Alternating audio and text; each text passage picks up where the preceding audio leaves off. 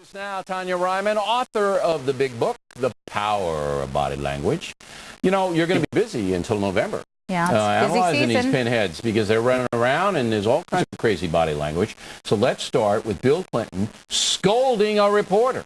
Roll the tape. Has he gotten a little carried away from time to time? Well, I think it's human nature, Bob. I think that, you know, the spouses of all three of us have, you know, been passionate and vigorous defenders of each of us and, you know, maybe got a little carried away. But, you know, that comes with a hard-fought election. It also comes with sleep deprivation, which, you know, I think is marking all of us, our families, our supporters. What is it with the laugh? Yeah. Hey, tell me what the laugh is. Schieffer's question wasn't funny. She's trying to come across, I guess, as warm, you know, and that's... But it's got to be nervousness. No, that laugh...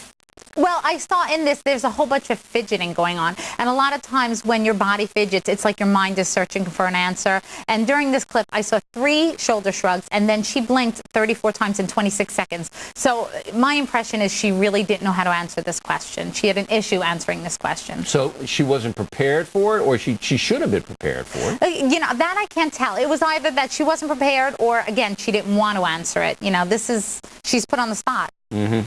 So when you blink 34 times in 26 seconds... That's a lot, yeah. Well, you know, TV blink rate usually is about 40 per minute. So when you say it's 20 average when you're having a conversation. We've talked about this before. Yes. Does it mean anything more than being nervous? It can mean a bunch of things, but what you have to do is put the cues together. So in this situation with the shoulder shrugs, and because it was just a general question, I would go down the line of she didn't want to answer it, she didn't know how to answer it. I got it. You know, coupled with something else, it could be indicative of deception. Okay. Ted Kennedy. Roll the tape.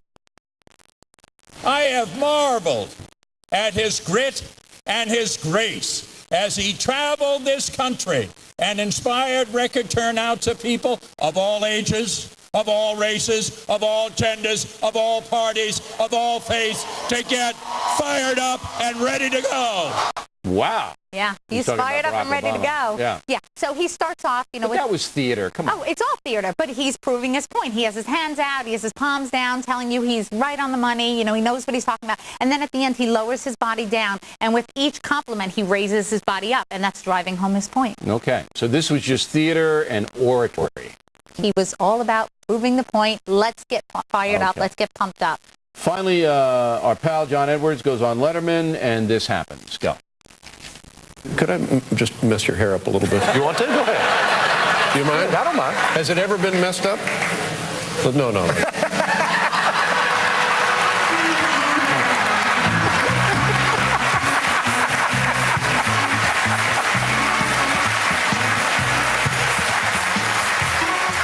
Senator John Edwards, ladies and gentlemen.